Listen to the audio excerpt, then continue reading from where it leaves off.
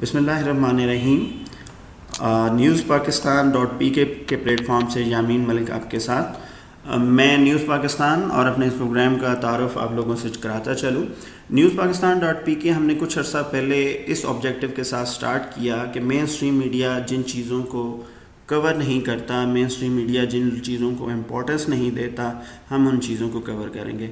और सेकेंडली ये कि unfortunate currently main stream media के ऊपर जिस तरह के प्रोग्राम्स चल रहे हैं, वो प्रोग्राम ज़्यादातर हमारी सोसाइटी के अंदर या तो फ्रस्ट्रेशन क्रिएट कर रहे हैं, डिसअपॉइंटमेंट क्रिएट कर रहे हैं और एक होपलेस अनसर्टेनिटी का एनवायरनमेंट क्रिएट कर रहे हैं। जबकि पाकिस्तान में अल्हम्दुलिल्लाह बहुत सारा टैलेंट मौजूद है जो कि पॉजिटिव एस्पेक्ट्स ऑफ पाकिस्तान जो है उस पर काम भी कर रहा है। और इंशाल्लाह हम अपने प्लेटफॉर्म से कोशिश करेंगे कि जितना पॉजिटिव एरिया है वो चाहे वो यूथ लेवल पे हो रहा है, सोशल सेक्टर पे हो रहा है, एजुकेशन सेक्टर पे हो रहा है, इंडस्ट्रियल्स पे हो रहा है, एंटरप्रेन्योरशिप पे हो रहा है, जिस लेवल पे भी हो रहा है हम इंशाल्लाह उसको हाईलाइट करेंगे। इसमें आप लोगों के फीडबैक हमारे लिए बहुत इम्पॉर्टेंट है। आज इस सिलसिले में हमने पहला प्रोग्राम होस्ट किया है और किसी भी सोसाइटी में जो सबसे बड़ी इम्पोर्टेंस होती है उसकी डेवलपमेंट के अंदर वो है उसका एजुकेशन सेक्टर। इसी लिहाज से आज का जो टॉपिक हमने चूज़ किया है वो है हायर एजुकेशन के चैलेंजेस जो पाकिस्तान में करंटली फेस किए जा रहे हैं। इस टॉपिक पे कंट्रीब्यूट करने के लिए मेरे साथ 3 साथी इस प्रोग्राम में शामिल हैं। हम इस वक्त ऑनलाइन टेक्नोलॉजीज़ को यूज़ करते हुए ये प्रोग्राम रिकॉर्ड कर रहे हैं। मेरे साथ जो तीनों पार्टिसिपेंट्स हैं वो रिमोटली ऑनलाइन मुझसे कनेक्टेड हैं। मैं तीनों अपने पार्टिसिपेंट्स का आपके साथ तारफ़ कराता चलूँ। सबसे पहले मेरे साथ मौजूद है अस्मा इसरार कुरैशी। अस्मा इसरार कुरैशी करंटली यूके के अंदर लफबर्ग यूनिवर्सिटीज़ के अंदर एमफिल लीडिंग टू पीएचडी कर रही हैं। इनका एरिया ऑफ स्पेशलाइजेशन जो है वो मैनेजमेंट के अंदर है और सर्टन जो सब्जेक्ट है वो है सर्विसेज ऑपरेशन। अस्मा इसरार कुरैशी ने इससे पहले जो अपने एकेडमिक्स के अंदर चीज़ें अचीव की हैं, उनकी एमएससी है इंजीनियरिंग मैनेजमेंट के ऊपर और उससे पहले इन्होंने एमबीए एचआरएम के अंदर काम किया हुआ है। इनकी अगर मैं डिटेल्स में जाऊं तो इतनी लंबी डिटेल है कि शायद मैं इन्हीं का तारफ़ ही ना कंप्लीट हो सके मुझसे, लेकिन मैं फिर भी इनके कुछ हाइलाइट्स बताता चलता हूँ। अस्मा इसरार कुरैशी ने 2004 में अपने प्रोफेशनल कैरियर का आगाज़ किया। इन्होंने आईटी और कॉल सेंटर का जो सेगमेंट है इस्लामाबाद पाकिस्तान के अंदर उसमें काम किया, जिनमें चंद नाम केएसबी टेक्नोलॉजीज़, पायसिग्मा, जाफर ब्रदर्स और अलाइनेट के अंदर अपनी सर्विसेज प्रोवाइड की। उसके बाद अस्मा इसरार जो हैं वो एजुकेशन सेक्टर्स के अंदर जंप कर गई और उसमें इन्होंने Hamdard University, Riphah University, Foundation University of Engineering and Management Sciences के अंदर और University of Engineering and Technology के अंदर पढ़ाया। लास्ट जॉब जो इन्होंने पाकिस्तान के अंदर की वो इस्लामिक इंटरनेशनल यूनिवर्सिटी के अंदर जो बिज़नेस एडमिनिस्ट्रेशन का डिपार्टमेंट है वहाँ पे मैनेजमेंट के कोर्सेज पढ़ाए। मेरे साथ जो सेकंड पार्टिसिपेंट हैं उनका नाम है रिजवान जाहिया। रिजवान जाहिया पाकिस्तान के शहर सियालकोट से बिलोंग करते हैं और करंटली लंदन यूके के अंदर बेस करते हैं और एसेक्स कॉलेज ऑफ बिज़नेस में रेगुलर फैकल्टी मेंबर हैं और इसके अलावा दूसरे इंस्टीट्यूट्स के अंदर भी आईटी और बिज़नेस के सब्जेक्ट्स को पढ़ाते हैं। इसके अलावा वो खुद एंटरप्रेन्योर्स भी हैं। उन्होंने 1 से 2 कंपनीज़ का स्टार्टअप भी लिया। उसके बारे में भी हम उनसे बात करेंगे इस प्रोग्राम में इंशाल्लाह अगर हमारे पास टाइम रहा तो। इसके अलावा रिजवान जाहिया इस पाकिस्तान के अंदर डिफरेंट MIS कंसल्टिंग की सर्विसेज भी प्रोवाइड करते रहे। रिजवान जाहिया ने अपने कैरियर का आगाज़ 1991 के अंदर लिया। इनिशली 4 साल एजुकेशन सेक्टर में काम किया, फिर 4 साल आपने MIS कंसल्टिंग सर्विसेज में दिया, जिनमें आप उस वक्त के NWFP और आज के KP के सूबा के अंदर डिस्ट्रिक्ट D, डिस्ट्रिक्ट स्वात और डिस्ट्रिक्ट पेशावर के अंदर गवर्नमेंट ऑफ पाकिस्तान और गवर्नमेंट ऑफ नीदरलैंड का एक जॉइंट वेंचर था, उसमें फॉरेस्ट्री और वाइल्ड एनिमल्स के ऊपर कुछ प्रोजेक्ट्स थे, वहाँ पे सर्विसेज दी। और अब गुज़श्ता तकरीबन 10 साल से यूके के अंदर बेस करते हैं। मेरे साथ तीसरे पार्टिसिपेंट हैं हसन मुबारक। हसन मुबारक का ताल्लुक़ लाहौर से है। हसन ने ग्रेजुएशन की है लम्ब से और इनकी भी जो स्पेशलाइजेशन है वो बिज़नेस मैनेजमेंट के अंदर है।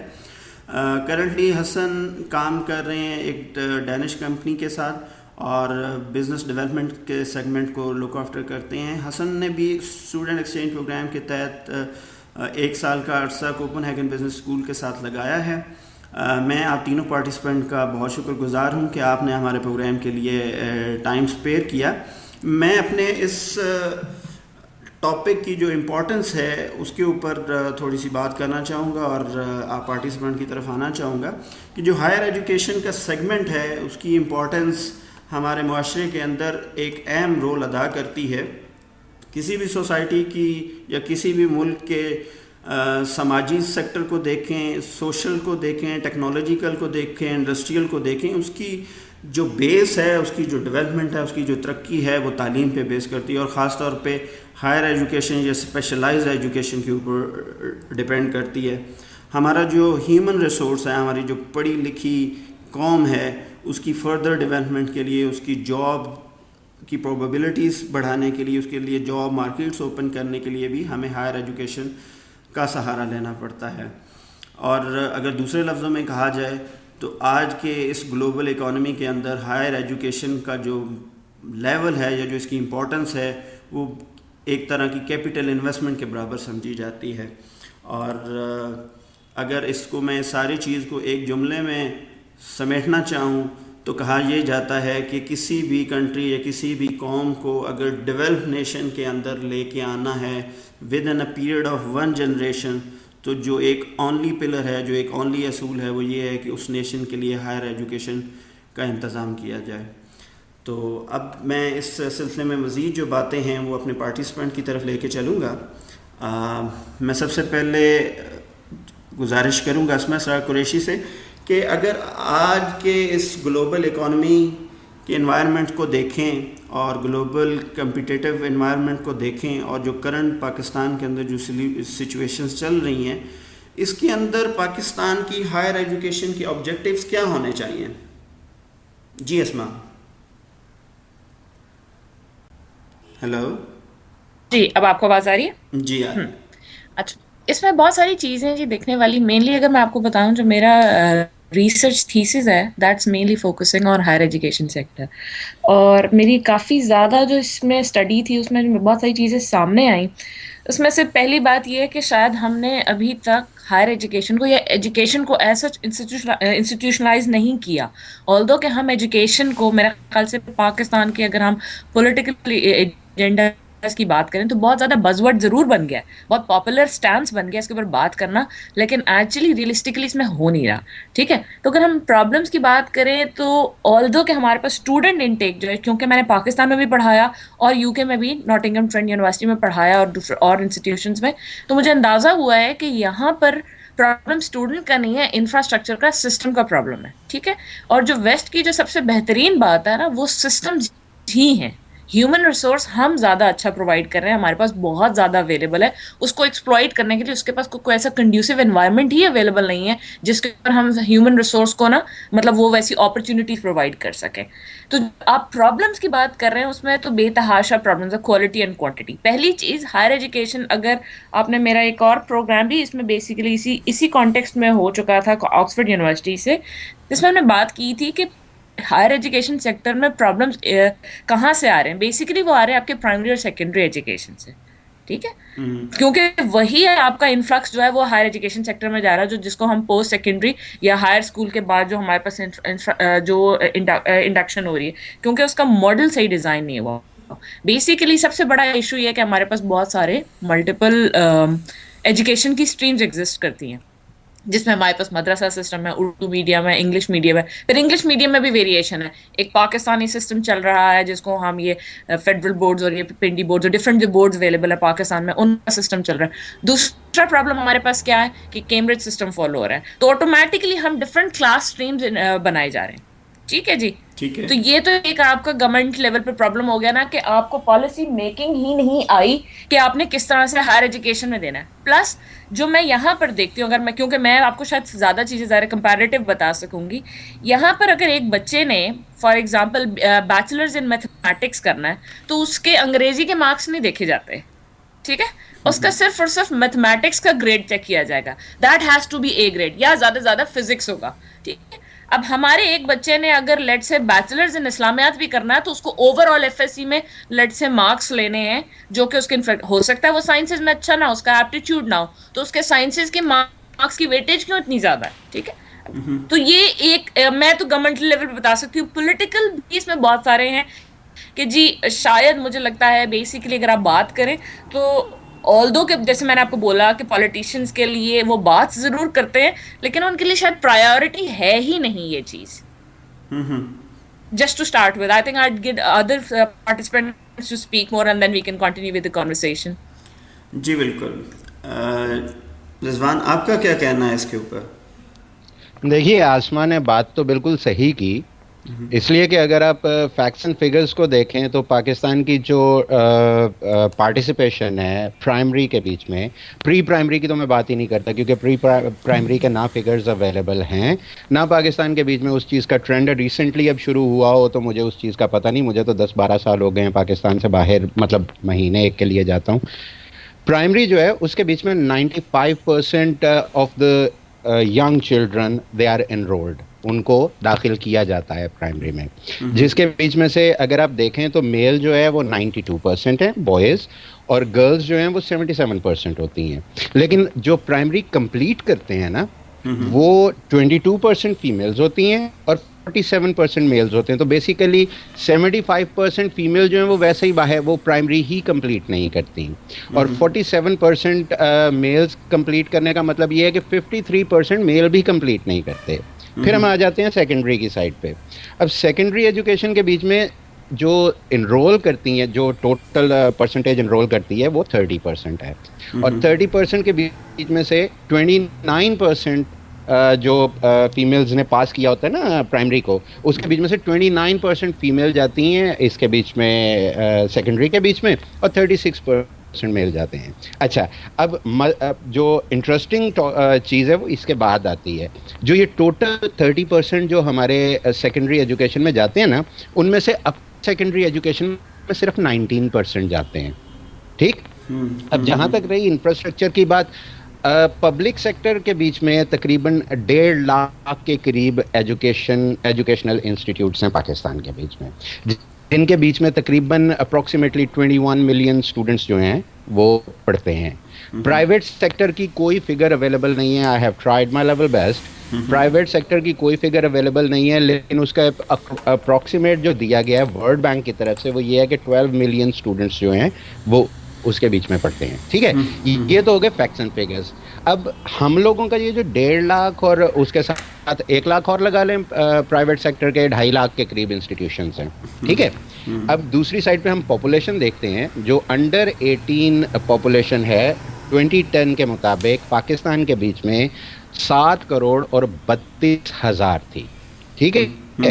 और एवरेज ग्रोथ रेट जो प्रिडिक्ट किया गया था for the session of 2010 to 2030 वो 2.7% था। उसके हिसाब से इस वक्त पाकिस्तान के बीच में तकरीबन 8 करोड़ के करीब स्टूडेंट्स ऐसे हैं, बच्चे ऐसे हैं जो अंडर 18 हैं। ठीक है। अब अगर आप इनको कंपेयर करें to the number of institutions, तो ये इंस्टीट्यूशंस आर नॉट, मतलब दे आर नॉट इनफ कि इन सारे के सारे बच्चे जो हैं इनको वो अपने अंदर ले सकें। उसके बाद आ जाते हैं यूनिवर्सिटीज़ की तरफ। अब आप बताइए कि 8 करोड़ स्टूडेंट, 8 करोड़ आपके पास बंदा है अंडर 18, उसके बीच में से आप प्लस माइनस करके तकरीबन 3.5 से 4 करोड़ बंदा है जो कि आपको आगे हायर एजुकेशन जिसको प्रोवाइड करनी पड़ेगी। आपकी यूनिवर्सिटीज़ आया इस चीज़ को, मतलब इतने स्टूडेंट्स को अपने अंदर एब्जॉर्ब कर सकती हैं? नहीं कर सकती, क्योंकि आपके पास इतनी यूनिवर्सिटीज़ नहीं हैं। ठीक। और जो यूनिवर्सिटीज़ हैं उनके बीच में, आसमा की बात बिल्कुल ठीक है कि उनके बीच में पॉलिटिकल इंटरफेरेंस इतना ज़्यादा है, mismanagement outside of the university and inside of the university इतनी ज़्यादा है कि एक तो मेरिट सिस्टम नहीं है वहाँ पे, आपकी मतलब सिफारिश और रिश्वत और बेशुमार दूसरी चीज़ें चलती हैं। दूसरा मेरिट इतना, क्योंकि कंपटीशन ज़्यादा है, मतलब सिफारिश रिश्वत के साथ भी कंपटीशन इतना ज़्यादा हो जाता है कि मेरिट बहुत ऊपर चला जाता है। फिर उस मेरिट को गेन करने के लिए, उस मेरिट के लिए जो आपके एग्जामिनेशन बोर्ड होते हैं उनके ऊपर पॉलिटिकल इन्फ्लुएंस आता है, पेपर्स तब्दील किए जाते हैं, बंदों को मतलब इधर उधर किया जाता है। There are so many other problems. ठीक। तो आपके जो लोग ऊपर आते हैं और यूनिवर्सिटी में दाखिल होते हैं उसके बीच में से काफ़ी बड़ी तादाद ऐसी होती है जो कि इस काबिल नहीं होती, और वो लोग जो गरीब ख़ानदानों से ताल्लुक़ रखते हैं, जो या जो बैकवर्ड एरिया से ताल्लुक़ रखते हैं, वो तो यूनिवर्सिटी में पहुंच ही नहीं पाते। ठीक। दूसरी चीज़ जो हमारे वहाँ पे है, वो भी आसमान पहले उसका थोड़ा सा जिक्र किया, वो ये था कि हमारे वहाँ एजुकेशनल सिस्टम, जो हमारा करिकुलम है, टोटल गलत है। आप प्राइमरी मतलब प्राइमरी से लेके आप एफएससी तक, बीएससी तक, आप स्टूडेंट्स की हालत देख लें, वो उनको मतलब रक्षा करवाना पड़ता है अपने कॉलेज या स्कूल जाने के लिए, वो बैग्स ही नहीं उठा सकते। तो इतना ज़्यादा उनके ऊपर लोड डाल दिया गया क्योंकि बेसिकली ना डायरेक्शन कोई नहीं है आपकी गवर्नमेंट की या आपके एजुकेशनल बोर्ड्स की, डायरेक्शन कोई नहीं है। वो देखते हैं दुनिया में ये हो रहा है, उसकी भी एक बुक शामिल कर दो, उधर ये हो रहा है, उसकी भी एक बुक शामिल कर दो। ठीक। अब साथ में वो हमारा जो पुराना करिकुलम है, जो मतलब शायद 1935 या 1940 से चल रहा है, उसको भी कैरी ऑन कर रहे हैं साथ में। स्पेशलाइजेशन का कोई कॉन्सेप्ट नहीं है, इसलिए हमारे पास जो स्टूडेंट्स आते हैं वो कंफ्यूज्ड आते हैं, उनको कोई क्लियर डायरेक्शन नहीं होती। टीचर्स एनालाइज नहीं करते कि स्टूडेंट जो हैं वो किस साइड पे उनका जहन चलता है, कॉलेजेस के बीच में, स्कूल्स के बीच में, कहीं पे ये कॉन्सेप्ट ही नहीं है। तो ये सारी प्रॉब्लम्स जो हैं इनको टैकल किया जा सकता है, ये मतलब ऐसी हैं कि इनको हम ख़त्म कर सकते हैं even on the university, college और स्कूल लेवल। अच्छा, हम प्रॉब्लम्स की बात कर रहे थे। हमारे लिए प्रॉब्लम सॉल्व करना उस वक्त ज़्यादा आसान हो जाएंगे जब, अगर मैं अपने पॉइंट पे वापस आता हूँ, कि अगर आप तीनों लोगों के जो करंट रीडिंग्स हैं जॉब मार्केट की, वर्ल्ड इकोनॉमी की और सिचुएशन ऑफ पाकिस्तान की, उसको अगर मद्देनज़र रखते हुए हम पहले कुछ ऑब्जेक्टिव्स को आउटलाइंस कर लें कि हमारे हायर एजुकेशन के लिए हमने क्या ऑब्जेक्टिव क्या सेट करने हैं। क्या हमने नई जॉब मार्केट क्रिएट करनी है? क्या जो करंट जो हमारी मार्केट्स है वो उसकी क्वालिटी को इम्प्रूव करना है? क्या हमने जो क्वालिटेटिव फिगर्स है उसको बढ़ाना है, यानी अपने जो पीएचडीज हैं या जो अपने स्पेशलाइज हैं उनको इंक्रीज़ करना है? तो तब हम उस ऑब्जेक्टिव को मद्देनज़र रखते हुए जब हम प्रॉब्लम की बात करेंगे तो हमारे लिए कुछ सोल्यूशन निकालना ज़्यादा आसान हो जाएगा। जी अमीन भाई, इसमें मेरा जो एक पॉइंट है ना, मेनली मैं, हो सकता है कि मेरे से बाकी दोनों पार्टिसिपेंट्स इसमें डिसएग्री करें, कि आई थिंक कि higher education is not a right for everyone. ठीक है, हो सकता है कि बाकी दोनों लोगों को, मैं समझती हूँ कि higher education particularly for a country like Pakistan that should be a privilege, and I very strongly believe in it. उसकी बहुत सारी रीजंस हैं। देखें, एक जब हम उसको राइट बना देते हैं ना, पॉलिसी मेकिंग की आपने बात की, ऑब्जेक्टिव की बात की, तो मेरे ख्याल से हमारी गवर्नमेंट को सबसे पहले ये देखना चाहिए कि हर किसी को हायर एजुकेशन सेक्टर में मत भेजें। एक तो ये बात कि उसके लिए कॉस्ट, एफर्ट, टाइम, सारी चीजें इन्वॉल्व हैं, ठीक है जी। और दूसरी बात ये कि जो इस वक्त हो गया उस पॉलिसी के रिजल्ट में, कि आई मीन लिटरली अगर हम ये कहें कि every Tom Dick and Harry has a university in Pakistan, ठीक है, जिसके कोई स्टैंडर्ड्स नहीं है, कोई मतलब कुछ नहीं है, कोई उसके ऊपर चेक्स नहीं है, तो वो यूनिवर्सिटीज इतनी सारी बन गई हैं, और इतने सारे यूनिवर्सिटीज जो बनी उसके नेचुरली उसके आगे ग्रेजुएट्स प्रोड्यूस हो रहे हैं। मैंने 2003-2004 में अपनी ग्रेजुएशन की थी, और उस वक्त मैं आपको उस वक्त की स्टेटिस्टिक्स बताऊं, हर 6 महीने के बाद, मैंने सॉफ्टवेयर इंजीनियरिंग में डिग्री की, हर 6 महीने के बाद 1000 स्टूडेंट सॉफ्टवेयर इंजीनियर प्रोड्यूस हो रहे थे सिर्फ। And that's a very high rate for a very small city like Islamabad, कि वो सॉफ्टवेयर इंजीनियर जिसके अंदर कितने सॉफ्टवेयर हाउसेस इस्लामाबाद में काम कर रहे होंगे, वो ज़्यादा से ज़्यादा लाहौर कराची चले जाएंगे। वो क्या करेंगे, उनके पास कोई ऑप्शन नहीं है। तो हर 6 महीने के बाद, यानी कि एक यूनिवर्सिटी जो है वो, पता नहीं उसकी अगर हम एवरेज स्टेटिस्टिक्स निकालें तो बहुत हैवी है। तो coming back to my point, it should not be right to everybody. Higher education के लिए बहुत ज़्यादा मेरिट्स हाई होने चाहिए, ताकि हमारे पास जो स्टूडेंट ग्रेजुएट करे वो इतना अच्छा हो कि इमीडिएटली उसको इंडस्ट्री एब्जॉर्ब कर सके। जी ठीक है। और दूसरा इसमें एक और इम्पॉर्टेंट पॉइंट जो जिस तरह से पार्शली रिजवान ने उसके ऊपर बात की थी, and that is about the blind imitation of west. अब चूंकि मैं बिजनेस स्कूल्स में इन्वॉल्व रही हूँ, तो हमारे पास एक बहुत बड़ा कॉमन प्रॉब्लम यह है कि हमारा सारा बिजनेस करिकुलम जो है ना, वो सारा का सारा वेस्ट से आ रहा है उसको हम फॉलो करें, उसकी कोई एप्लीकेबिलिटी नहीं है पाकिस्तानी इंडस्ट्री में। तो हमारा जो ग्रेजुएट प्रोड्यूस हो रहा है बिजनेस का पर्टिकुलरली, ही डजंट नो कि पाकिस्तान में करना क्या है, पाकिस्तानी बिजनेस होता कैसा है। ठीक है। दूसरी चीज जो आसमा, सॉरी आसमा, आप पूरी कर लें अपनी बात को। जी जी, मेरी बात कंप्लीट होगी, आप कर सकते हैं रिजवान। अच्छा, इन्होंने बात की इसकी एचई की प्रिविलेज की, मतलब हायर एजुकेशन की प्रिविलेज की। It is a privilege. मैं आसमा की बात को इंडोर्स भी करूंगा और इसके बीच में थोड़ा सा ऐड करूंगा। हायर एजुकेशन प्रिविलेज है, ठीक है, और ये नेसेसिटी भी है, क्योंकि हमारी जो कंट्री है ना, हमारा जो मुल्क है, हमारी जो कौम है, वो इस वक्त एक डेवलपिंग फेज के बीच में है। ठीक। अब डेवलपिंग फेज के बीच में क्या होता है, you need specialist for every field. लेकिन हमारे मुल्क के बीच में एक और चीज़ जो कि हमें पिन पॉइंट करनी चाहिए, वो ये है कि हम लोग भेड़ चाल का शिकार हैं। भेड़ चाल का शिकार किस तरह है? आई रिमेंबर 1991 के बीच में मैंने आईटी के सेक्टर के को ज्वाइन किया था, और 1997 के बीच में मैंने मास्टर्स की थी कंप्यूटर सॉफ्टवेयर्स के बीच में। अब उस वक्त पाकिस्तान के बीच में चंद एक लोग थे, आप यामीन जानते होंगे, सियालकोट के बीच में फैक्ट्रीज बहुत ज़्यादा, इंडस्ट्री बहुत बड़ी है। उस वक्त सियालकोट के बीच में सिर्फ 3 बंदे होते थे जो कंप्यूटर प्रोग्रामिंग करते थे या MIS बनाते थे फैक्ट्रीज़ का, ठीक है, उनमें से एक मैं था।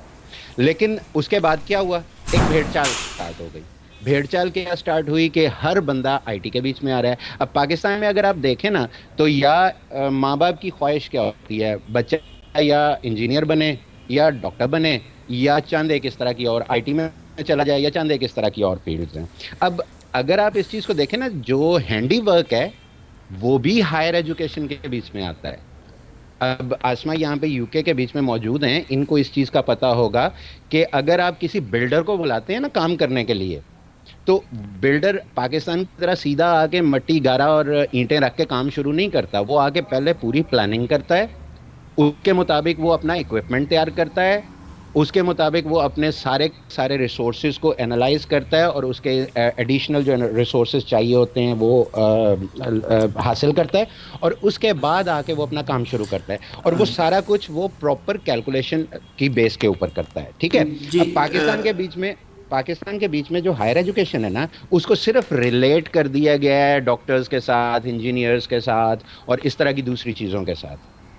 अगर आप इसको एक्सपैंड करें और इसके बीच में आप टेक्निकल जो फील्ड्स हैं उनको भी ऐड करें, तो आपके जितने भी ये पॉलिटेक्निकल कॉलेजेस आपके पाकिस्तान के बीच में काफ़ी सारे हैं। हमारे उस जगह पे काफ़ी पॉलिटेक्निकल कॉलेज हैं, लेकिन उनको यूटिलाइज नहीं किया जाता। रिजवान, मैं इस पॉइंट पे बाद में आना चाह रहा था कि क्यों हमारे मुल्क के अंदर जो वोकेशनल एजुकेशन है उसके लिए कोई भी स्पेशलाइजेशन या हायर एजुकेशन के लिए कोई प्लान नहीं है। ये मेरे पास पॉइंट था, उस पर भी बात करते हैं। मैं हसन से चाहूँगा कि हसन आप अपनी इनपुट दें कि अगर हम यूथ से पूछें, आप जैसे भाइयों से पूछें, अस्मा जैसे एक्सपर्ट से पूछें कि हमें अगर अपने ऑब्जेक्टिव रीवैम्प करने हैं तो आपकी क्या इनपुट होगी इसके ऊपर? जी, थैंक यू यामीन। मेरा बेसिकली पॉइंट जो है वो back to the basic question which was कि ऑब्जेक्टिव क्या होना चाहिए हायर एजुकेशन का पाकिस्तान में।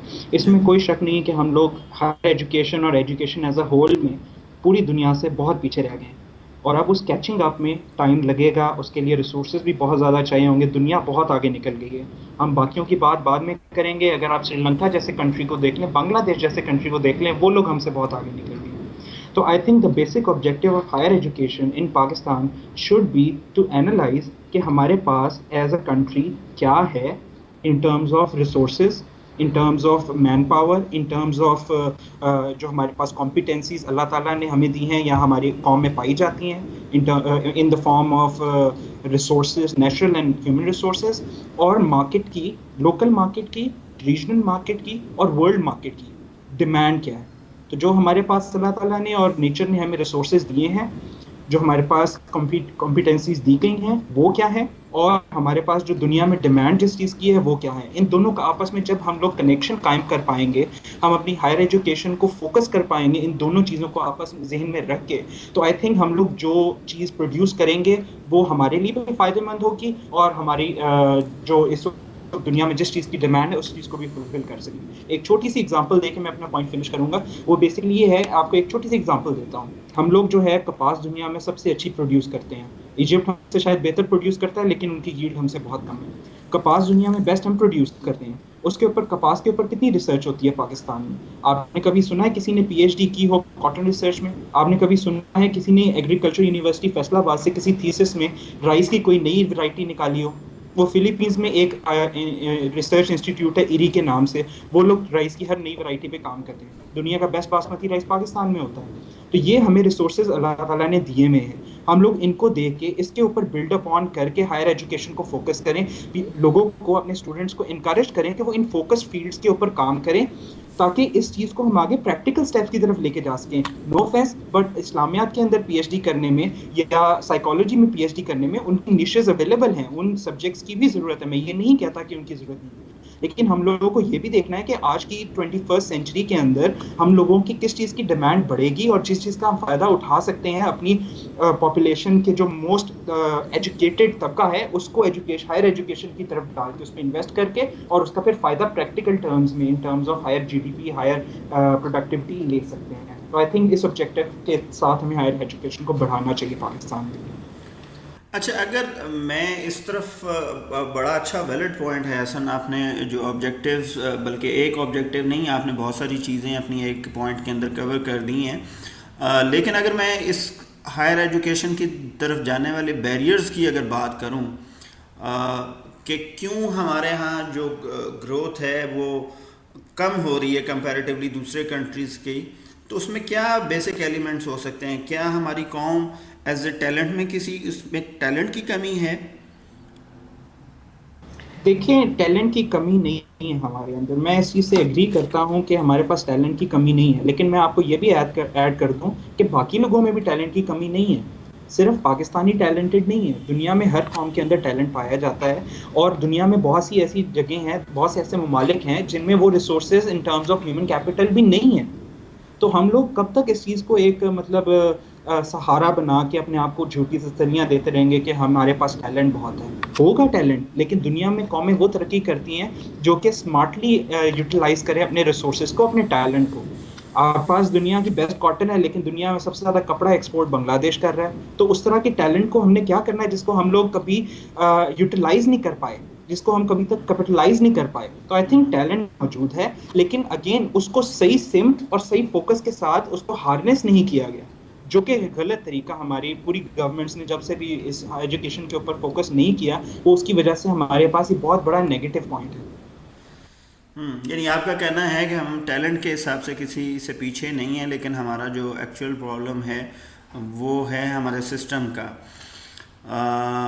दूसरा पॉइंट अस्मा का भी, मैं उससे भी एग्री करता हूँ कि हमारे यहाँ जो एजुकेशन के डिफरेंट स्टैंडर्ड्स हैं वो भी एक वन ऑफ एलिमेंट हैं कि इतनी क्वांटिटी और क्वालिटी के साथ जो हमारे पास आने चाहिए लोग हायर एजुकेशन में, वो कंपैरेटिवली कम आ रहे हैं। स्टैंडर्ड्स का जो डिफरेंस है वो भी है।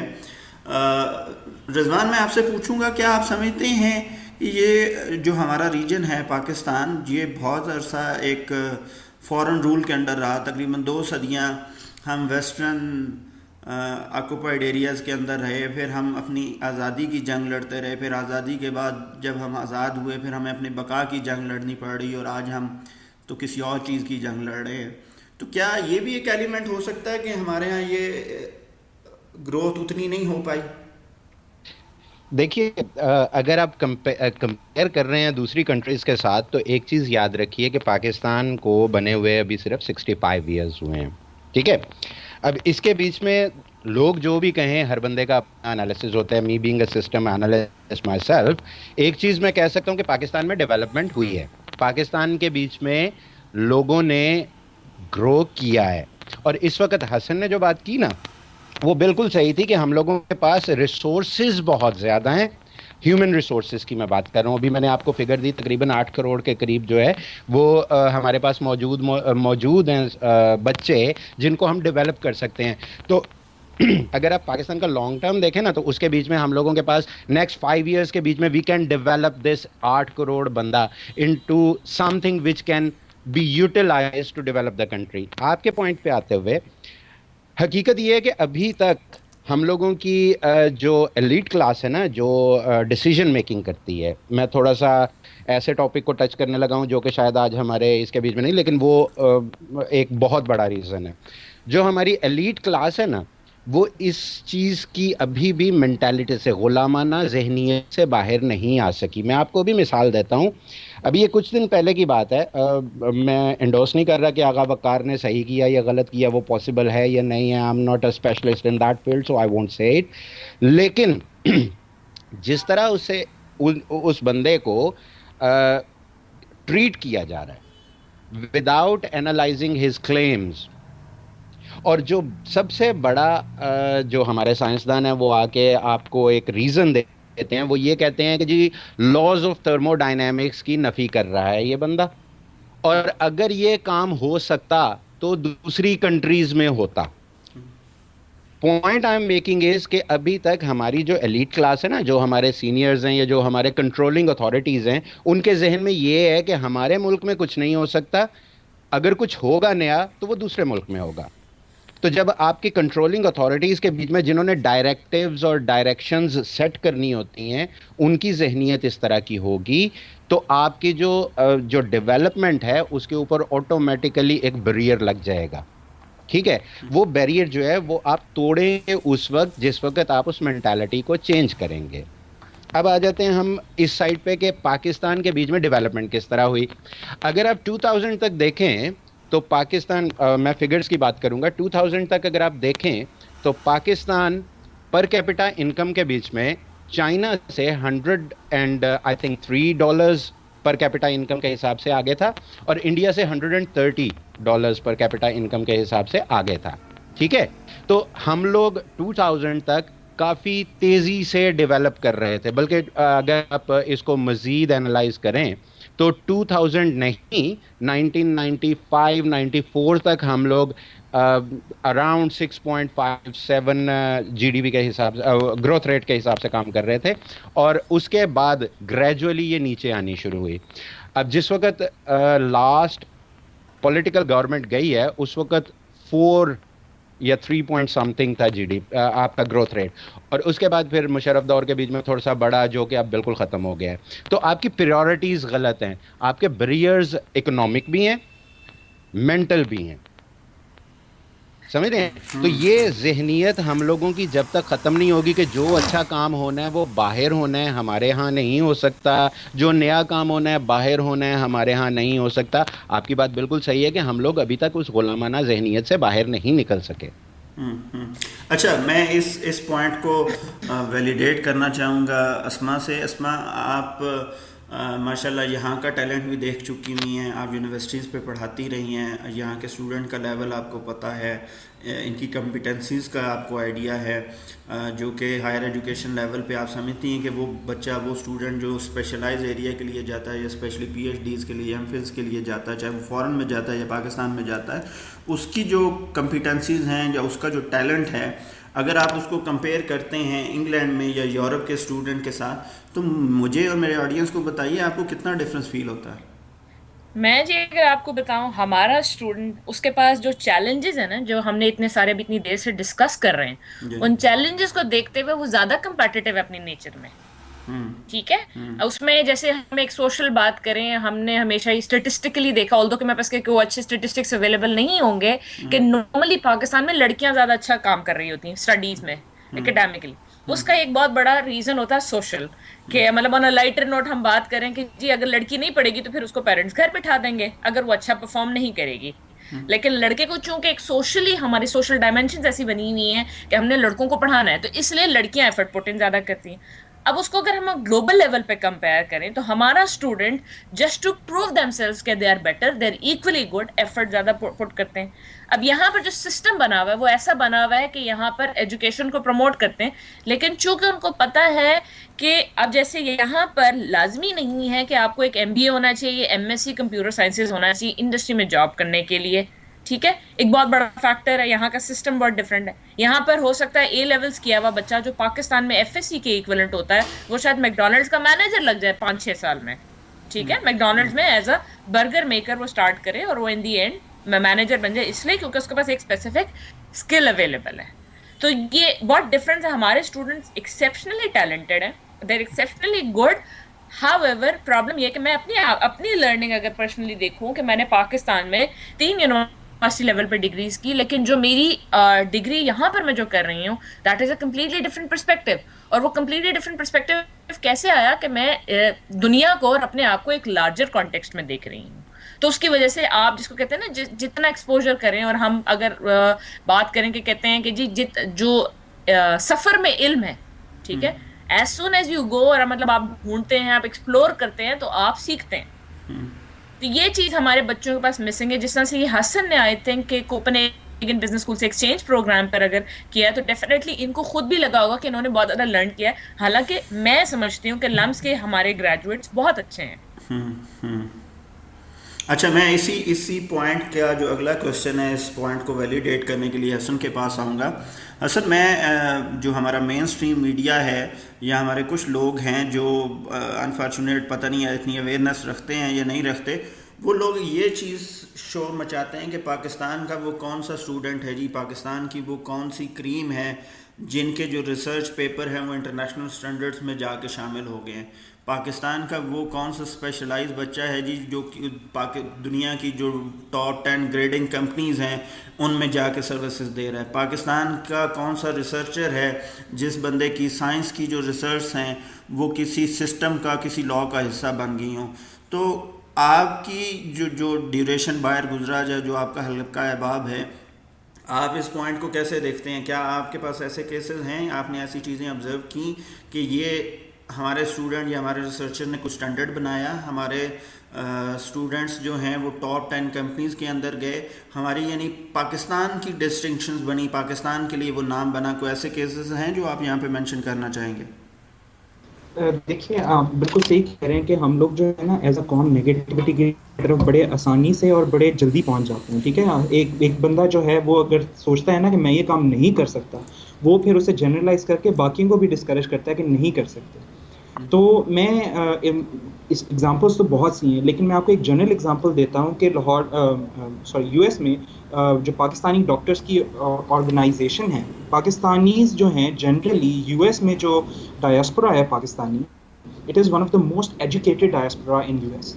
इंडियंस ऑब्वियसली थोड़े ज़्यादा एजुकेटेड हैं, वो एजुकेशन में भी बहुत ज़्यादा आगे हैं, लेकिन डॉक्टर्स और प्रोफेशनल्स को अगर आप देखें तो अमेरिका में एक एवरेज पाकिस्तानी की जो सालाना इनकम है वो बाकी सारी जो नेशनलिटीज़ वहाँ पर आई हुई हैं दुनिया से उससे ज़्यादा है।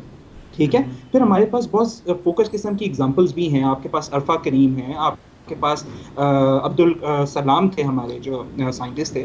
लेकिन ऐसी एक चीज़ मैं इसमें मेंशन ज़रूर करना चाहूँगा कि आप जो है ना बहुत ज़्यादा, हम लोग जो हैं इतनी ज़्यादा रियलिस्टिक अप्रोच नहीं करते, हम लोग ना बहुत ज़्यादा ऊपर सोचते हैं। वो एक मैं बड़ा अच्छा कोट कहीं पढ़ रहा था कि अगर आप अपने आप को सक्सेसफुल देखना चाहते हैं ना, तो आप माइलस्टोन्स जो है ना रियलिस्टिक बनाते हैं। ठीक है, ड्रीम इंसान को बहुत ज़्यादा करना चाहिए कि हम लोग जो हैं 5 साल के अंदर साउथ कोरिया बन जाएं पाकिस्तान, लेकिन वो पॉसिबल नहीं है। आपको रियलिस्टिकली सोचना चाहिए। आप ये देखें, पाकिस्तान जब बना था, इसमें मैं रिजवान से जो है इत्तेफाक करूंगा कि हम लोगों ने बहुत ज़्यादा प्रोग्रेस की है। जब पाकिस्तान बना था, पाकिस्तान में बांग्लादेश और पाकिस्तान, ईस्ट और वेस्ट पाकिस्तान को मिला के आप गिन के बता दें कितनी यूनिवर्सिटीज़ हैं, आप गिन के बता दें कि लिटरेसी रेट कितना था, मॉर्टेलिटी रेट कितना था बच्चों का। इंडियंस जो हैं वो शुरू से ज़्यादा पढ़े लिखे थे। हिंदू तो हमेशा से इंडिया में जो है वो कारोबार उनके हाथ में था, एजुकेशन उनके हाथ में थी। हमारे पास सिर्फ नवाब साहिबान थे और तो कुछ भी नहीं था। तो अगर हम लोग एक जनरेशन में, हमारे दादा दादी जो हैं वो हिजरत करके आए इंडिया से, उसके बाद हमारे पेरेंट्स जो हैं उनमें से अगर आप 40 to 50% लोगों की भी एजुकेशन लगा लें, उन लोगों ने किसी हद तक एफर्ट करके एजुकेशन हासिल करनी।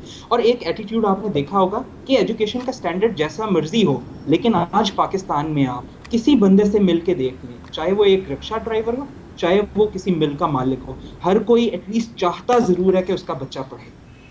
ठीक है, तो ये हम लोगों की बहुत बड़ी प्रोग्रेस है। अगर आप जो है 15-20 हज़ार साइंटिस्ट या रिसर्च पब्लिकेशंस के नाम नहीं ले सकते, कम से कम आप ये तो बता सकते हैं ना कि हम लोगों का ये अगर एक जनरेशन के अंदर एटीट्यूड शिफ्ट हो गया, हमारी ओवरऑल एनरोलमेंट स्कूल्स में बढ़ गई, हमारी ओवरऑल जो है attitude toward getting your children educated बढ़ गया, that is also progress and we started from nothing. तो ये हम लोग बहुत आगे आ गए हैं और इंशाल्लाह इससे भी आगे जाएंगे। तो इसके ऊपर हमें बिल्कुल भी नेगेटिव नहीं सोचना चाहिए। और बहुत से नाम हैं जिनके हम सकते हैं नाम, लेकिन हम लोगों को रियलिस्टिक होकर सोचनी चाहिए बात। जी अस्मा, आप इस बारे में क्या कहेंगी? um, इसमें देखें जी, जैसे बात कर रहे हैं ना स्टेटिस्टिक्स और ये सारी की सारी चीजें कि एग्जिस्ट करती हैं, डेफिनेटली एक पैराडिग्म शिफ्ट है। हाउएवर अगर हमें सोशल कॉन्टेक्स्ट की बात करें तो उसमें आपने बात की थी एक जनरेशन की, लेकिन ऑनेस्टली स्पीकिंग ऑब्वियसली एक जनरेशन डिफरेंस तो लाती है। अब मैं अगर मेजोरिटी देखूं, हमारे पेरेंट्स की जनरेशन में लोग पढ़े लिखे हैं, लेकिन सारे नहीं, बहुत सारे नहीं, एक छोटी परसेंटेज है, क्योंकि हमारे पेरेंट्स की जनरेशन वही जनरेशन है जो फर्स्ट जनरेशन है पाकिस्तान की।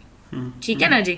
तो अभी बेसिकली जो हमसे अगली जनरेशन होगी ना, that would make create a more difference into that. Plus जो बात है हमारी प्रॉब्लम्स और जो है क्यों नहीं है हमारी इंटरनेशनल लेवल पर रिसर्च, एक चीज कि हम तो रिसर्च को वैल्यू नहीं करते इस तरीके से। अगर हमारे जिस तरह से उन्होंने बात की कि हमारा एक सोशल सेटअप ऐसा बना हुआ है कि हाँ हम अपने बच्चों को पढ़ाना चाहते हैं, ठीक है, पढ़ाने की तो बात होगी। मैं यूनिवर्सिटीज में पढ़ाती रही हूँ, मुख्तलिफ यूनिवर्सिटीज में बच्चे बहुत पढ़ने के लिए कीन है, लेकिन उनसे जब बात की जाए रिसर्च की तो उनको लगता है कि इसकी कोई एप्लीकेबिलिटी नहीं है। तो वो एक जो प्रायोरिटी है वो डेवलप नहीं हुई रिसर्च के लिए। फिर इसमें एक और जो इम्पोर्टेंट एस्पेक्ट ये है कि अगर हम बात करें स्पेशली मेजोरिटी जो हमारा वेस्टर्न वर्ल्ड है उसमें हाई स्कूल लेवल तक तो एजुकेशन फ्री होती है। ठीक है, हमारे पास तो ऐसा कोई सिस्टम एग्जिस्ट नहीं करता कि हमारे पास फ्री एजुकेशन अवेलेबल और हर बंदे ने हाई स्कूल लेवल तक पढ़ना है। ठीक है, और उसके अलावा ये कि उन्होंने डिफरेंट ऑल्टरनेट वोकेशनल एजुकेशन भी निकाली हुई। जैसे मैंने आपसे शुरू में मेरी जो कॉन्वर्सेशन स्टार्ट हुई थी जब मैंने ये कहा था कि higher education is not a right, तो उसमें एक और बहुत बड़ी चीज ये कि not everyone wants to study as well. ठीक है जी, हर बंदे को लाजमी है कि ट्रेडिशनल एजुकेशनल सिस्टम में डाले। अगर मेरे में कैपेसिटी है या किसी और में कैपेसिटी एक अच्छा इलेक्ट्रीशियन बनने की, तो ये स्किल है ना जी, उस स्किल को यूज किया जाए। तो हमें फॉर्मल एजुकेशन चाहिए, उस फॉर्मल एजुकेशन में हमें रिसर्च और ये सारी चीजें इंट्रोड्यूस करनी चाहिए और उसको एज अ प्रायोरिटी इंट्रोड्यूस करना चाहिए, जो कि अभी तक अनफॉर्चुनेटली हमारी गवर्नमेंट ने नहीं किया। उसको अताउर रहमान साहब ने टेकअप जरूर किया एंड, लेकिन वो मुझे लगा कि अब with due respect Ataur Rahman साहब को मैं डेफिनेटली चैलेंज नहीं कर सकती किसी चीज पे, लेकिन अगर हम अपने आप को कंपेयर करें इंडिया से, तो इंडिया तो एक तो हमसे पॉपुलेशन में बहुत बड़ा, और अगेन जैसे हसन ने मेंशन किया कि उनके पास तो हिस्ट्री है, हमारे पास ना पैसे थे, ना इंफ्रास्ट्रक्चर था, ना रिसोर्सेज थे, किसी तरह के अवेलेबल नहीं थे, और प्लस एक माइंडसेट नहीं था उस वक्त। वो एक जो अजीब किस्म की मतलब कल्चरल और वो पोस्ट वॉर एराज में जो सिचुएशन चलती रही उसकी वजह से ऐसा कुछ अवेलेबल नहीं था। हाँ, अब अगर बात की जाए रिसर्च की, अब हमारी जनरेशन से बात करें तो हर बंदा उसको चाहेगा कि हाँ जी रिसर्च होनी चाहिए। तो ये सारे के सारे फैक्टर्स हैं जो सोशली और मतलब आपको जिसको कहना चाहिए गवर्नमेंटल लेवल पर इम्पैक्ट कर रहे हैं। अच्छा, मैं अगले सॉल्यूशंस की तरफ, हम जिस तरह बात कर रहे हैं सॉल्यूशन की तरफ जाते हैं, और रिजवान की तरफ मैं आऊँगा। रिजवान कोट कर रहे थे कि जो हमारे पास जनरेशन आती है हायर लेवल के ऊपर वो तकरीबन 4 करोड़ है। मैं अगर इसका निकालूँ जो स्टैट्स मेरे पास हैं कि अराउंड जो हमारी पॉपुलेशन है उसका 1% जो है वो मास्टर्स पे पहुंचता है। 1% का मतलब है कि हम तकरीबन कोई 2 लाख के करीब जो ऑडियंस है, जो स्टूडेंट है, वो हायर एजुकेशन के लिए आगे जा सकता है। जबकि जो स्टैट्स 2010 या 2011 के हैं वो ये बताते हैं कि HEC तकरीबन 1500 जो स्कॉलर्स हैं वो पर ईयर्स PhD के लिए जो स्कॉलर्स हैं उनको फ़ॉरेन भेज रही है, और कुछ इसी से मिलती जुलती जो तादाद है वो पाकिस्तान के अंदर जो हमारे PhD हर साल में प्रोड्यूस हो रहे हैं। तो अगर रेशो देखी जाए कि जो लोग इसमें आने के लिए हैं और जो हमारी यूनिवर्सिटीज़ निकाल रही हैं वो कंपैरेटिवली डिफरेंस है। उसकी ऑब्वियसली हम बात कर चुके हैं पहले कि उसकी प्रॉब्लम तो रिसोर्सेज हैं कि हमारा लिमिटेड रिसोर्सेज है, लिमिटेड इंफ्रास्ट्रक्चर है। अब हल क्या हो सकता है? HEC बता रही है कि मैं जी 1500 या 2000, मैं कहता हूँ 3000 भेज लेते हैं। जो हमारी पब्लिक और प्राइवेट यूनिवर्सिटीज़ हैं वो एक इसके इक्वल फिगर ले लेती हैं, लेकिन हमारे पास जो रिसोर्स अवेलेबल है जो इसके लिए हम ला सकते हैं वो बहुत ज़्यादा है। इस डिफरेंस को कैसे मैच किया जाए, कैसे ओवरकम किया जाए? अच्छा, इसके बीच में एक चीज़ तो पहले मैं ऐड कर दूं कि इन दोनों ने बिल्कुल सही बात की। अब मैं जिन कॉलेजेस में, जिन यूनिवर्सिटीज़ में पढ़ाता हूं उसके बीच में डिसर्टेशन, इनको पता है कि एक फाइनल डिसर्टेशन बनानी होती है। ठीक है, वो रिसर्च और रिसर्च ओरिएंटेड है, उसमें आपको रिसर्च करनी पड़ती है। यहाँ पे मैक्सिमम स्टूडेंट जो पाकिस्तान से आता है वो कोई ना कोई बंदा ढूंढता है जो उसकी ये डिसर्टेशन बना दे। वो खुद उनको रिसर्च करने का कोई कॉन्सेप्ट उनके जहन में नहीं होता, क्योंकि वो सिर्फ पेपर रट्टा मार के पेपर पास किया होता है, उसके बाद यहाँ पे आ जाते हैं, यहाँ पे रिसर्च करनी पड़ती है, वो उन्हें पता नहीं होती। तो takes time to gradually come to that point. अच्छा, अब आप बात कर रहे हैं कि इस चीज़ को कैसे हम आपस में एडजस्ट कर सकते हैं। देखिए, एजुकेशन जिम्मेदारी होती है गवर्नमेंट की, उसकी क्वालिटी को मेंटेन करना, ठीक है।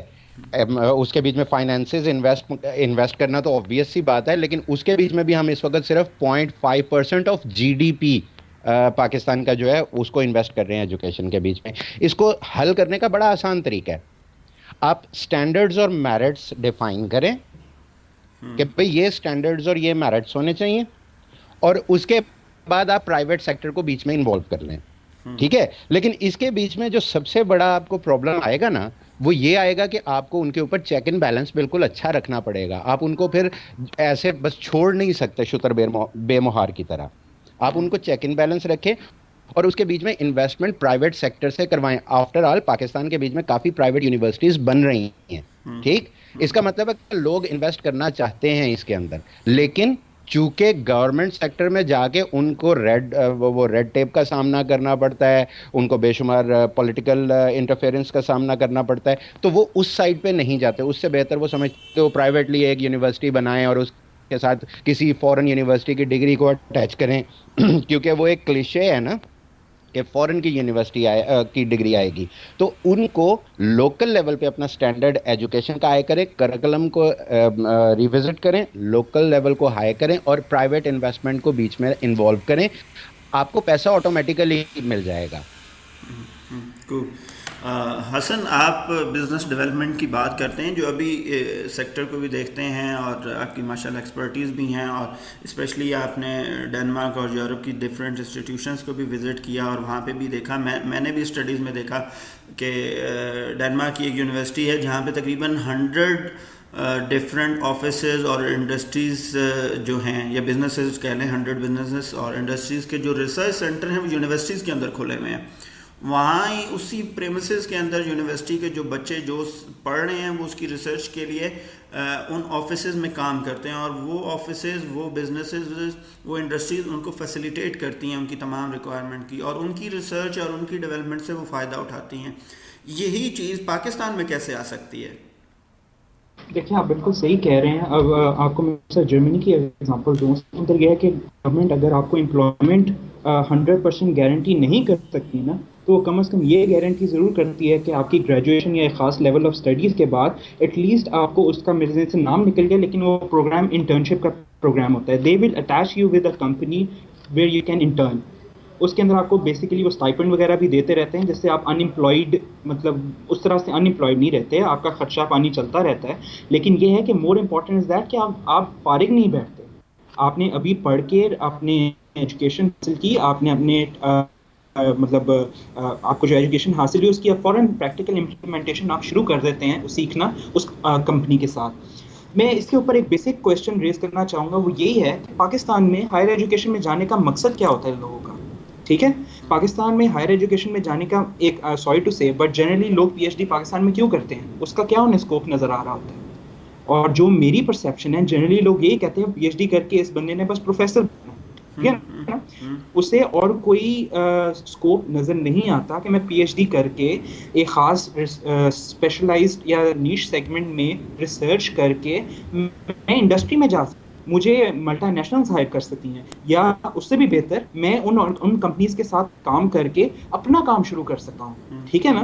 तो उसके लिए जिस बात की ज़रूरत है पाकिस्तान में, और इतना मुश्किल काम नहीं है, जिस तरह बाहर दुनिया में रिसर्च सेंटर्स बने हुए हैं, उस तरह पाकिस्तान में जो यूनिवर्सिटीज़ हैं उनके अंदर इंक्यूबेशन मतलब सेंटर्स बनाए गए, जहाँ पर कंपनीज जो हैं वो एक फुली 1 या 2 या 3 या 4 बंदों को, स्टूडेंट्स को स्पॉन्सर करें कि हमारी, फॉर एग्जांपल, एक हमारे अगर प्लास्टिक्स की कोई कंपनी है, ठीक है, वो कहती है कि हमें केमिकल इंजीनियरिंग के इस प्रोजेक्ट के ऊपर हम लोग काम कर रहे हैं, फॉर एग्जांपल एक नई बॉटल हम बनाना चाहते हैं, ठीक है, हमारे पास ये हमारे पास रिक्वायरमेंट्स हैं, तो आप यूईटी के पास चले जाएं, लाहौर के पास, यूईटी लाहौर के पास, और वहाँ जाके केमिकल इंजीनियरिंग के स्टूडेंट्स से कहें कि हम लोग जो हैं फुली स्पॉन्सर्ड 4 साल की PhD in plastic chemical engineering specialising in plastic हम स्पॉन्सर करेंगे, आप में से कौन सा स्टूडेंट है जो इसको मतलब उठाना चाहेगा इस सब्जेक्ट को। जी जब वो असल स्टूडेंट्स को नजर आएगा कि एक अच्छा स्कोप उन्हें नजर आ रहा है और इस कंपनी के साथ उन्हें एक्सपीरियंस करने का मौका मिलेगा, उन्हें फिक्र करने की जरूरत नहीं है पैसों की और अनएम्प्लॉयमेंट की,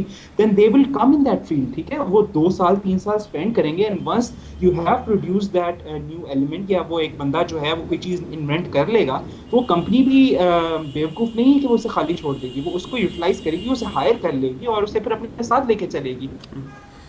जी असल मैं यहाँ पे एक चीज़ एडअप करता चलूँ और अपने ऑडियंस को भी बताता चलूँ कि इस तरह का सिलसिले का इनिशिएट हो चुका है। मैं ज़्यादा यूनिवर्सिटीज़ को तो नहीं जानता, इस्लामाबाद के अंदर मैं नस्ट यूनिवर्सिटी को जानता हूँ जिन्होंने इस तरह का इंक्यूबेशन सेंटर स्टार्ट किया। बेसिकली ये इंडस्ट्रियल लाइसेंस डिपार्टमेंट उन्होंने बनाया है और अपनी प्रेमिसेस के अंदर ही इंडस्ट्रीज़ को जगह प्रोवाइड की है और स्टूडेंट प्रोवाइड किए जा रहे हैं ताकि वो उनके लिए रिसर्च वर्क कर सके। चेंज का आगाज़ हो चुका है, उम्मीद करते हैं कि इंशाल्लाह और यूनिवर्सिटीज़ भी इस तरफ आएंगी। मैं अपना जो नेक्स्ट पॉइंट है वो दोबारा मैं अस्मा के पास लेके आता हूँ। अस्मा, आप वहाँ पे आपके जो सुपरवाइज़र्स हैं, आपने पाकिस्तान के अंदर भी सर्व किया और यूनिवर्सिटीज़ में भी सर्व किया। यहाँ पे एक स्टूडेंट्स की कंप्लेंट ये भी आती है हायर एजुकेशन के सिलसिले में कि हमें जो सुपरवाइज़र मिलते हैं वो इतने ज़्यादा क्वालिफाइड नहीं होते, उनका जो फोकस है वो ज़्यादातर थ्योरी पे रहता है, वो प्रैक्टिकल की तरफ, रिसर्च वर्क की तरफ हमें ज़्यादा टाइम नहीं देते, ज़्यादा अटेंशन नहीं देते या ज़्यादा गाइडेंस नहीं देते। ये क्लेम स्टूडेंट का किस हद तक दुरुस्त है? नहीं, मेरे ख्याल से क्वालिफिकेशंस तो होती हैं हमारे सुपरवाइजर्स के पास ना, हाउएवर बहुत थोड़े होते हैं ना सुपरवाइजर्स। देखें, मैं पाकिस्तान में थी, मैं 2008 में मैंने जब डिसाइड किया कि मैंने यूके जाके पीएचडी करना है, मैंने एक्सप्लोर करनी शुरू की। और आप सोचें कि सर्विस ऑपरेशंस में या ऑपरेशंस मैनेजमेंट में एक भी सुपरवाइजर पूरे पाकिस्तान में अवेलेबल नहीं था। ठीक है जी, मैं पूरे पाकिस्तान में रिलोकेट करने के लिए तैयार थी, चाहे वो कराची जाना, लाहौर, किसी भी शहर में जहां पे मुझे कोई सुपरवाइजर मिल जाए। पहली चीज, सुपरवाइजर की अवेलेबिलिटी नहीं है। फिर अगर सुपरवाइजर एग्जिस्ट करते हैं, हमारी इस्लामिक यूनिवर्सिटी में एक बहुत ही अच्छे फैकल्टी मेंबर थे, डॉक्टर उस्मान राजा, आजकल कनाडा में एज एसोसिएट प्रोफेसर एक यूनिवर्सिटी में हैं।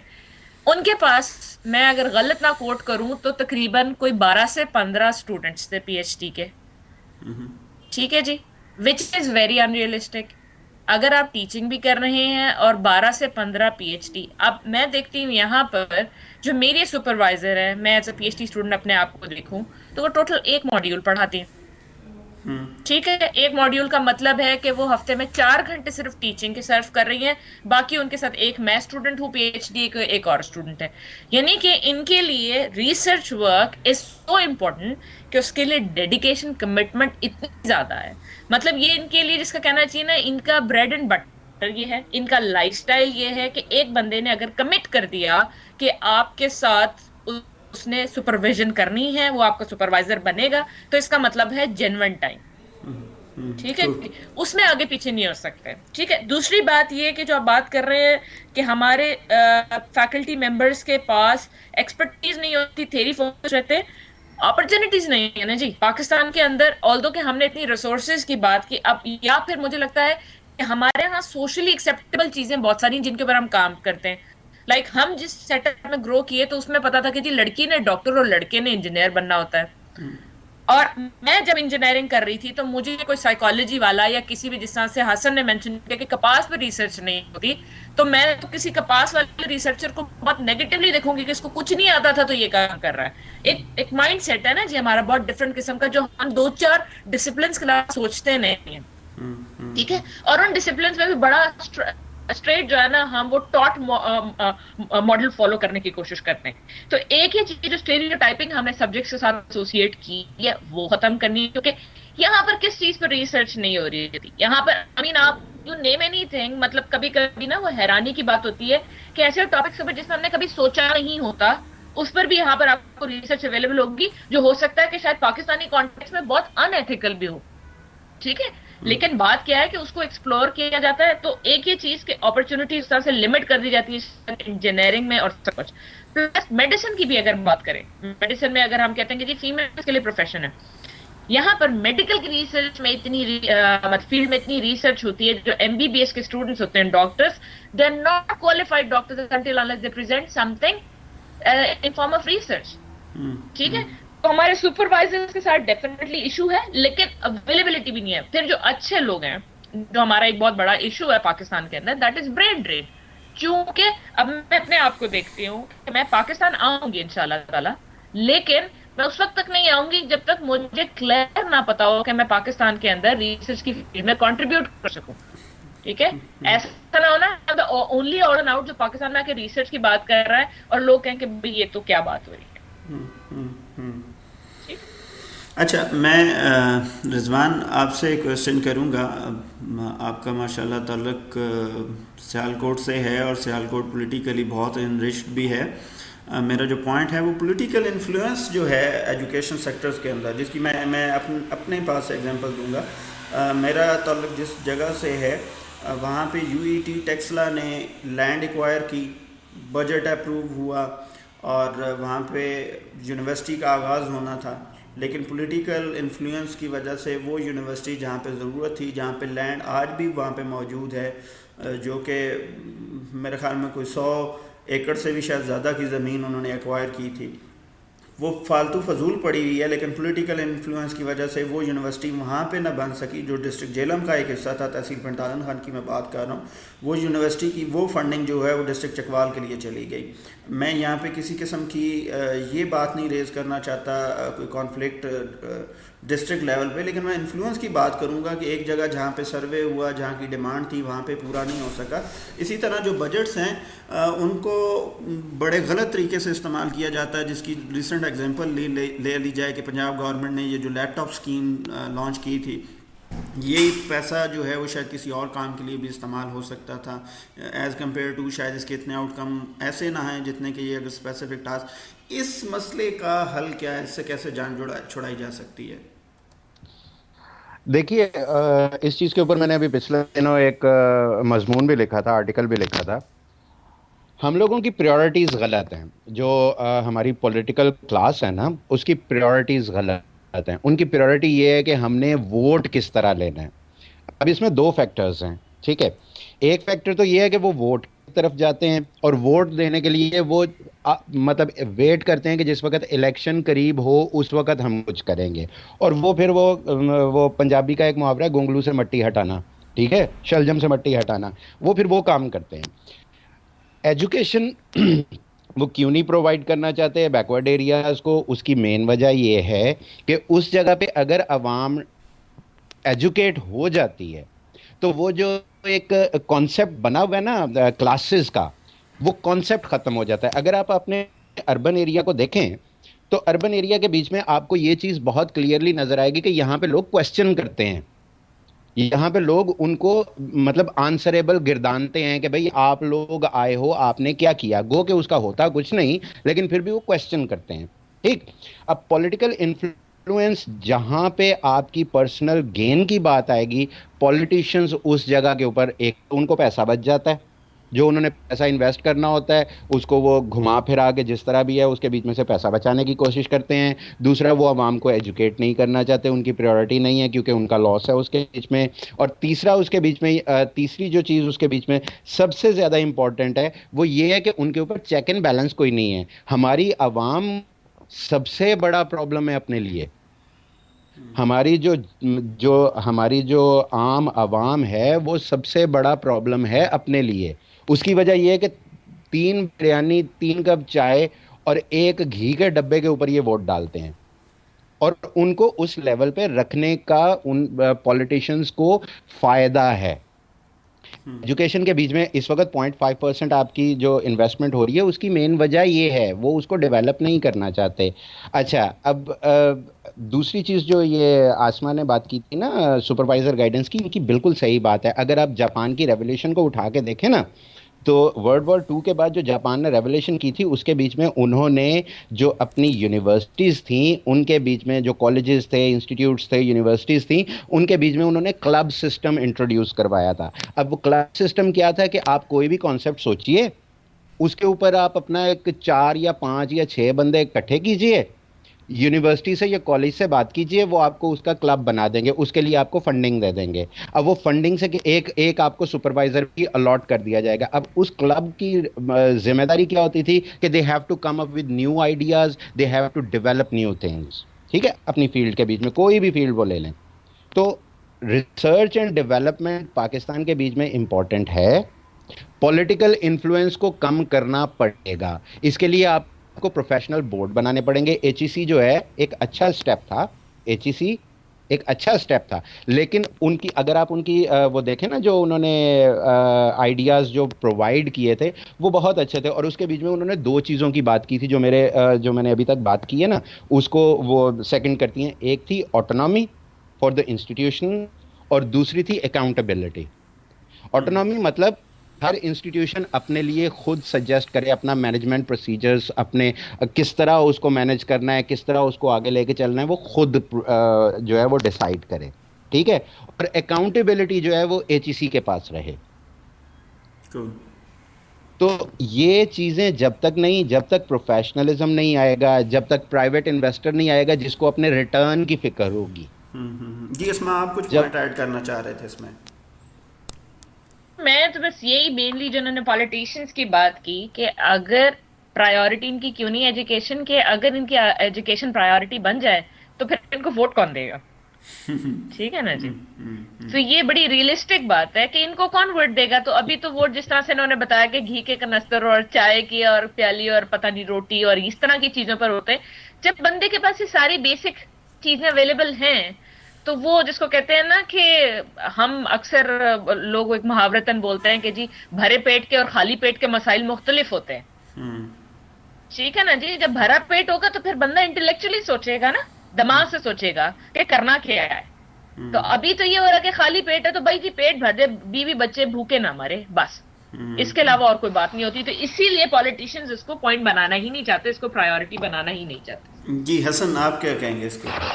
जी, मैं ये कहना चाहूँगा कि जो लोग या जो पॉलिटिशियंस जो हैं वो जिनके पास ये एजुकेशन का आता भी है ना सेक्टर, वो जो स्पेंड करते भी हैं ना, तो मैं वर्ड यूज़ करूँगा वो शोबाजी की तरफ ज़्यादा होता है, इफेक्टिबिलिटी की तरफ कम होता है। अब आप अपने एजुकेशन मिनिस्ट्री को उठा के देख लें और मुझे उसमें से देख के बता दीजिए कि किसकी एजुकेशन कितनी है।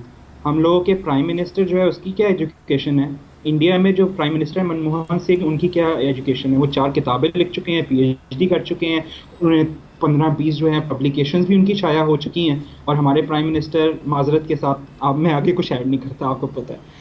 तो इसी तरह एजुकेशन के ऊपर अपनी तरफ से पंजाब गवर्नमेंट किसी चीज़ पे स्पेंड कर रही है और वो आपको पता है किस तरह से पैसा ज़ाया किया गया लैपटॉप्स के ऊपर या दानिश स्कूलों के ऊपर। तो जब तक हम लोगों के हम उस तरह के लोगों को इलेक्ट ही नहीं करेंगे जो कि पढ़े लिखे हों, जो इस केपेबल हों कि वो एजुकेशन को as an important foundation for a good society value करें और जिनकी इतनी काबिलियत हो कि वो उस चीज़ को आगे लेके चल सकते हैं, तब तक वो चेंज किस तरह आएगी?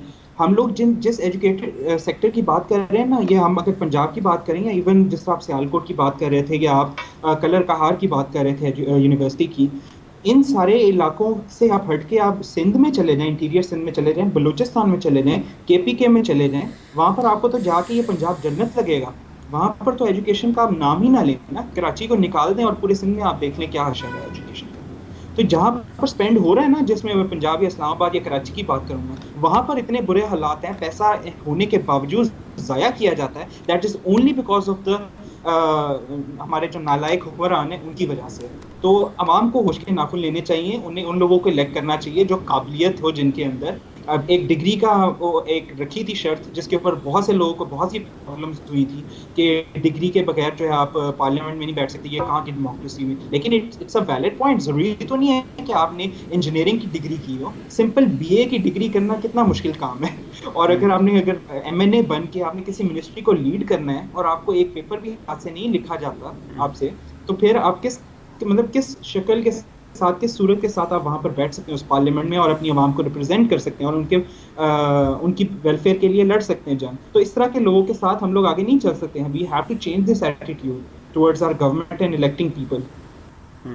असल आपने माशाल्लाह अपनी ग्रेजुएशन लम से कंप्लीट की और दूसरे प्राइवेट इंस्टीट्यूशन और फॉरेन की यूनिवर्सिटीज़ इंस्टीट्यूशन को भी देखा। हमारे यहाँ एक जो शेड्यूल्ड यूनिवर्सिटीज़ हैं या जो गवर्नमेंट यूनिवर्सिटीज़ हैं उनमें जो दो तरह के कॉमन प्रॉब्लम्स मैंने देखे हैं, उनमें एक वेस्टेज ऑफ रिसोर्सेज है, यानी बहुत ज़्यादा पैसा जो है वो फजूल चीज़ों पे लगा दिया जाता है। उन डिपार्टमेंट्स के लिए बिल्डिंग बना दी जाती हैं जिनकी फ्यूचर में स्टूडेंट शायद इतना ना आए, या उस बिल्डिंग की अभी इतनी ज़रूरत रेनोवेशन की या एक्सपेंशन की ज़रूरत नहीं थी। उसके मुकाबले में एक नया डिपार्टमेंट एडअप करना बहुत ज़रूरी था, या एक रिसर्च सेंटर एडअप करना ज़्यादा ज़रूरी था। वेस्टेज ऑफ जो रिसोर्सेज है, और दूसरा जिसे कहते हैं इन एफिशिएंसी ऑफ मैनेजमेंट सिस्टम, उस यूनिवर्सिटी उस इदारे की जो ओवरऑल मैनेजमेंट सिस्टम है वो हमेशा लैग कर रहे होते हैं। प्राइवेट सेक्टर में जबकि ये चीज़ें देखी गई हैं कि ये बड़ी अच्छे तरीके से चल रही हैं। इस मसले का हल क्या है? एक बात तो मैं इनसे एग्री करूंगा जो रिजवान भाई ने कही थी कि HEC को अकाउंटेबिलिटी अथॉरिटी बनाया जाए, वो हर इंस्टीट्यूशंस के जो हैं वो ऑडिट्स करें, वो हर इंस्टीट्यूशंस के हर सेगमेंट के अंदर जो है वो उसकी अकाउंटेबिलिटी पॉलिसीज़ बनाएं, तो ये चीज़ें इंप्रूव हो सकती हैं। इसके अलावा क्या हो सकता है जो प्राइवेट सेक्टर कर रहा है लेकिन गवर्नमेंट सेक्टर लैग कर रहा है? देखिए, मैं आपको एक इंटरेस्टिंग वाक़या बताता हूँ कि मैं लम्स के जो एग्जिस्टिंग वाइस चांसलर हैं आदिल जो हैं, उनसे मैं एक दफ़ा बात कर रहा था। तो मैंने उनसे वैसे ही पूछा, बिकॉज हमारे लम्स में जो है काफ़ी स्पोर्ट्स की फैसिलिटीज़ अवेलेबल हैं, स्क्वैश कोर्ट्स हैं, टेनिस कोर्ट्स हैं, जिम है, everything is there, but swimming pool नहीं है। तो मैंने उनसे पूछा कि हमें मतलब वहाँ पर वापडा का एक पूल है लाहौर में, वहाँ पर एज ए लम स्टूडेंट आपको डिस्काउंट मिलेगा।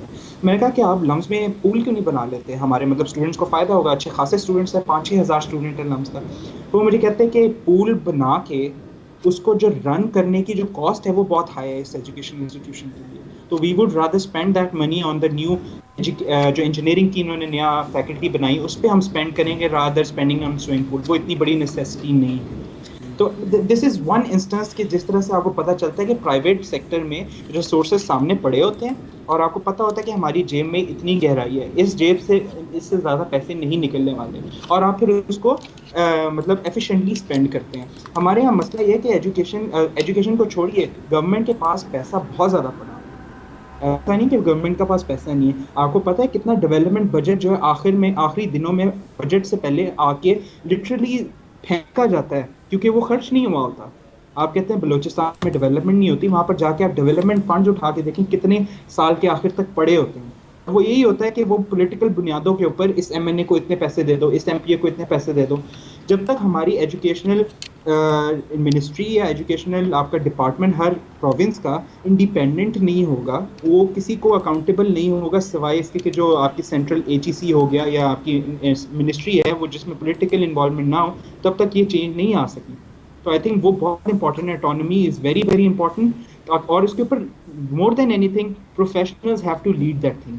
जो हमारे पढ़े लिखे लोग हैं, जो हमारे अकम्पलिश्ड लोग हैं, जिन लोगों ने कुछ इस मुल्क के लिए किया है, जो कुछ पढ़ के आए हैं, कुछ सीख के आए हैं दुनिया के किसी भी कोने से, आप उनको दें ताकि जो उन्होंने बाहर से सीखा है, जो बाहर देख के आए हैं, वो इस मुल्क में इम्प्लीमेंट कर सकें।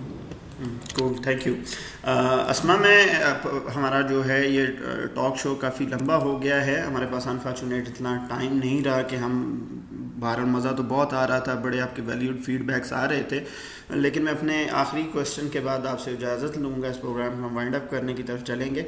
मेरा आखिरी क्वेश्चन जो बड़ा ही इम्पॉर्टेंट है और बड़ा क्रिटिकल समझा जाता है कि HEC गवर्नमेंट ऑफ पाकिस्तान का बहुत सा पैसा स्पेशलाइजेशन के लिए खर्च करती है, स्टूडेंट्स पर लगाती है, और अगर मैं देखूं तो ये सिलसिला 2004 और 5 से स्टार्ट हुआ, तो एटलीस्ट अब तक जो PhD के डॉक्टर हजरात हैं या जो स्पेशलाइज हजरात हैं वो इस तक एक या कम से कम 2 बैच ज़रूर मार्केट में आ चुके हैं।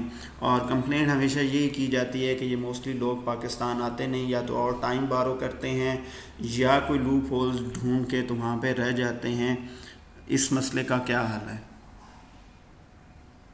इस मसले का जी सबसे पहला हल तो ये है कि अगर आप मतलब यूनिवर्सिटीज के अंदर फॉर एग्जांपल हम पीएचडी प्रोड्यूस क्यों कर रहे हैं? एक एचईसी की ऑल्दो की पॉलिसी में तो एग्जिस्ट करता है कि पीएचडी होना चाहिए, लेकिन why do we need a PhD? सिर्फ इसलिए कि हमारे पास फैकल्टी में बड़ा अच्छा लगता है लिखा हुआ पीएचडी के फलाने इतने डॉक्टर्स पढ़ रहे हैं। तो अगर तो हमें ये पता हो कि हमें पीएचडी इसलिए चाहिए और उनके लिए वैसी जॉब्स पैकेजेस हो। मैं आपको सिर्फ ये बताऊं कि मैं अभी यहाँ पे पीएचडी स्टूडेंट हूँ, और जो मैं पाकिस्तान में जितना अर्न कर रही थी उससे कम से कम 4-5 टाइम्स अर्न कर रही हूँ। ठीक है, तो एक तो अर्निंग लेवल बहुत डिफरेंट है। मैं ये नहीं कहती कि पैसा एक इशू है, लेकिन जाहिर है पाकिस्तान के अंदर इकोनॉमिक प्रॉब्लम्स डेफिनेटली फेस होते हैं। मतलब लोगों के पास प्रॉब्लम्स हैं। तो अगर आप इंस्टीट्यूशंस के अंदर जो पीएचडी फैकल्टी मेंबर्स हैं उनकी सैलरीज जो हैं वो बहुत रीजनेबल रखें, दे शुड बी कंपैटिटिव। ठीक है। दूसरा प्रॉब्लम ये कि जिस तरह से शुरू में देखा कि although this is a negative point कि हमारे यहाँ हर बंदा, चूंकि इतनी अनएम्प्लॉयमेंट बढ़ गई है, जिसका दिल करता है वो एकेडमिया में घुसने की कोशिश करता है। ये ठीक है, चलो जी नौकरी नहीं मिल रही, चलो पढ़ लेते हैं और, ठीक है ना। नौकरी का ऑल्टरनेट नहीं है PhD. PhD itself is a very well thought process, ठीक है ना। इसके लिए डिग्री अगर आप पीएचडी कर रहे हैं तो उसके लिए आपने बड़ा सोच समझ के करना है। और बहुत सारे लोग तो शायद जो एचईसी की इस इनिशिएटिव पे इसलिए बड़े खुश होते होंगे, चलो भाई बाहर जाने का मौका मिल गया। जो मुल्क से बाहर निकलना ही चाहते थे तो उनके लिए ये रूट हो गया। तो मेरे ख्याल से एक्सक्यूज मी, कि अगर एचईसी ने ये पॉलिसी इंट्रोड्यूस की है तो कम से कम उन लोगों को थोड़ा सा इंटरव्यू तो करें, उनका बैकग्राउंड चेक तो करें, वो कर क्या रहे हैं, उनका प्रोफेशनल प्रोफाइल देखें। या कोई जिस तरह से अब मैं फॉर एग्जांपल लम्स मैं जाहिर बहुत ज्यादा उसकी मतलब ऑल्दो के बहुत अच्छा इंस्टीट्यूशन है, लेकिन शायद अगर हम बार बार एग्जांपल्स कोट करें, मेरी केस स्टडी में रहा है लम्स।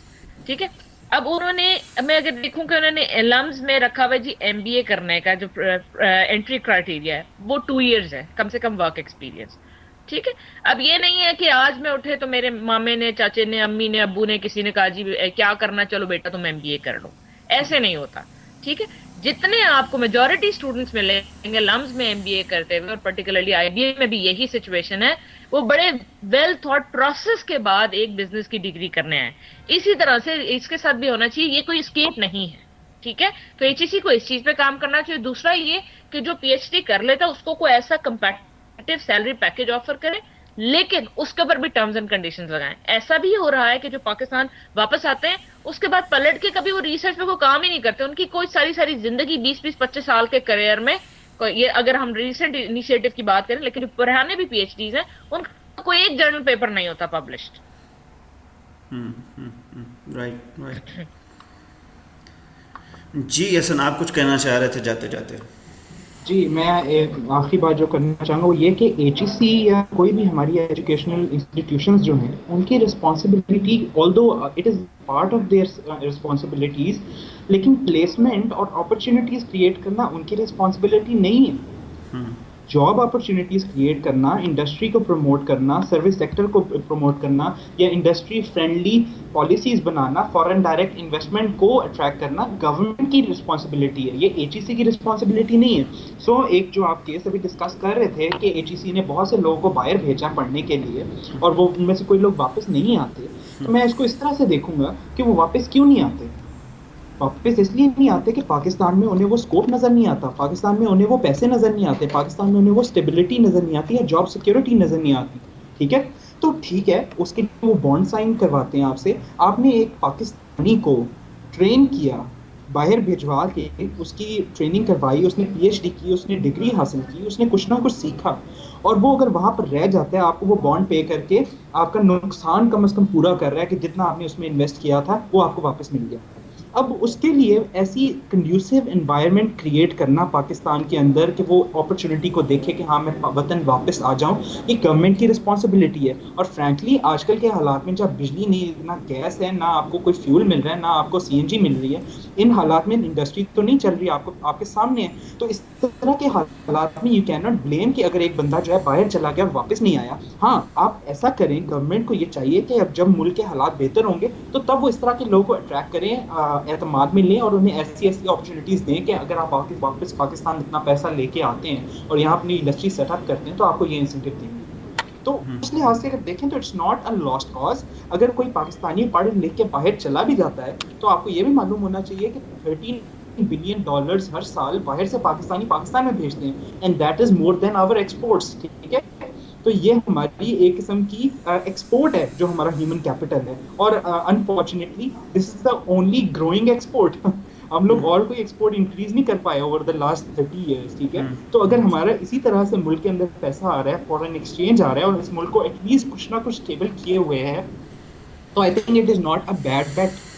हाँ, ये लीस्ट लो लेवल एक्सपोर्ट आप इसे कह सकते हैं। अगर वो कैपिटल यहाँ पे आ जाए और इंडस्ट्री डेवलप हो जाए, हमारा मुल्क तरक्की कर जाए, तो वो शायद 100 टाइम्स फोल्ड मोर एक्सपोर्ट जनरेट कर सके। जी बिल्कुल। जी रिजवान, आप क्या कहना चाह रहे थे? देखिए, एचईसी एक अदारा ऐसा है जो कि पीएचडीज के लिए पैसे देता है, ठीक है जी। हसन ने कहा कि वो बॉन्ड उनसे साइन कर लेते हैं, वो नुकसान पूरा हो जाता है। नहीं, वो नुकसान पूरा नहीं होता।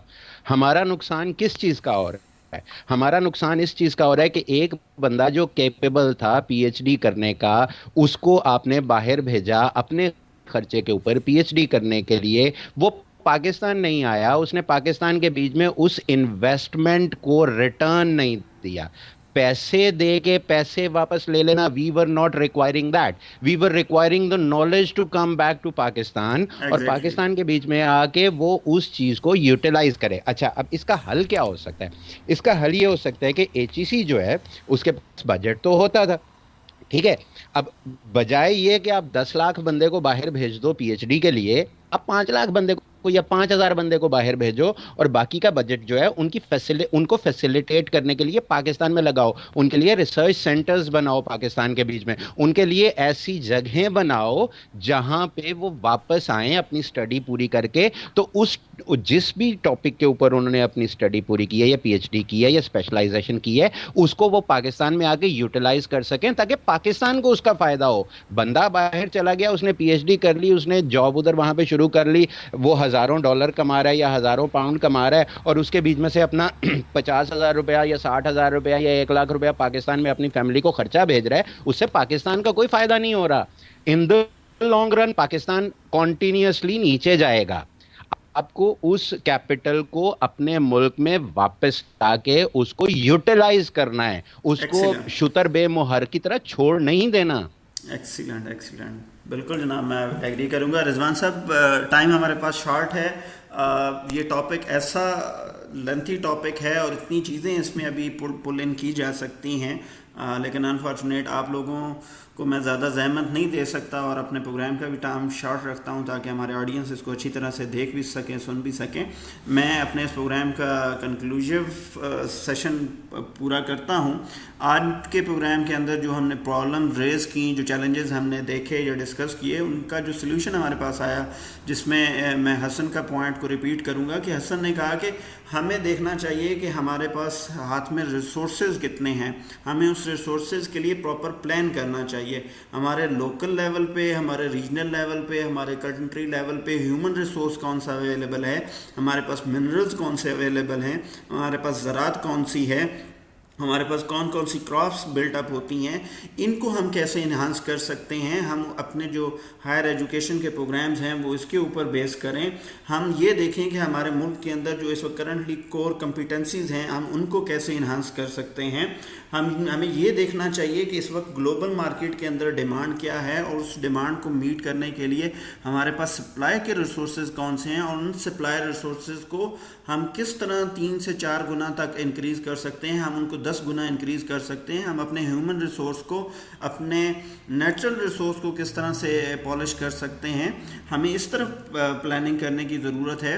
हमें अपने इंस्टीट्यूशन के जो स्टूडेंट भेजते हैं, जिस तरह रिजवान ने कहा कि हमें ये प्लान करना चाहिए कि रादर हम सिर्फ भेजे जाएं, बल्कि हमें ये अरेंज करने की ज़रूरत है कि हमारी एचईसी और हमारी यूनिवर्सिटीज़ और हमारी गवर्नमेंट इसके ऊपर प्लानिंग करे कि जो स्टूडेंट्स हम बाहर भेज रहे हैं उनके लिए वापसी पे रिसर्च सेंटर अवेलेबल हों, वापसी पे उनके लिए जॉब्स अवेलेबल हों, वापसी पे उनके लिए इतनी फैसिलिटीज़ हों कि अगर वो कंपैरिजन करें इंटरनेशनल मार्केट में तो डिफरेंस कोई ज़्यादा ना हो।